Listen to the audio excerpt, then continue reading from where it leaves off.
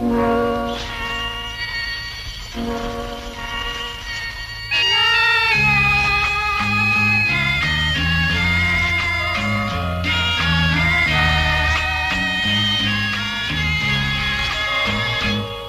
mơ ám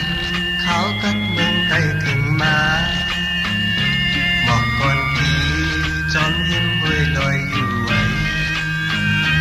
ngoài mùng tôi nái tốt bỏ tận yêu này qua đi lỡ đất đất nơi trời yêu ấy mưa liêu này hâu lấy hạt gian tay mang tay đại đi yêu dám này hay giờ quân khấn mương tay yêu tầm toàn lưu đi cất lên hào tầm trang khơi mơ hơn giàu dám liều này tìm mơ giàu dám đi mương tay quay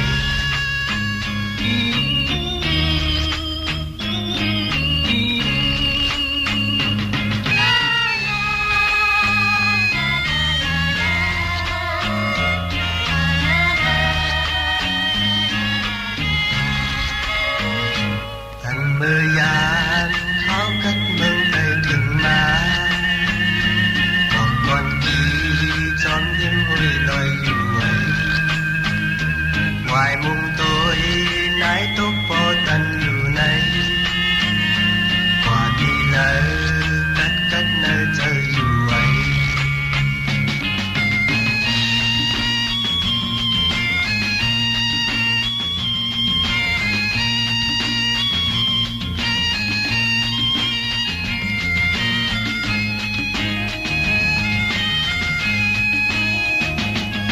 trang khơi mơ hơn giàu dám liều này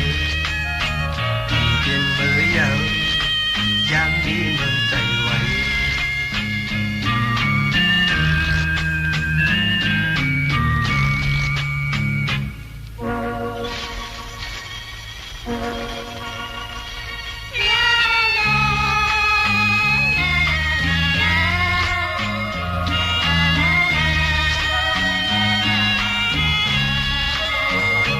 anh mơ gian khao cất mương tay thình má một con kỳ tròn hiếm hoi loài yêu ấy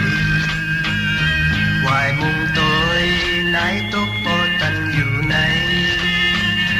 qua đi lỡ cất cất nơi trời yêu ấy mơ lời này hâu lấy hạt gian cây mang tay lại vì yêu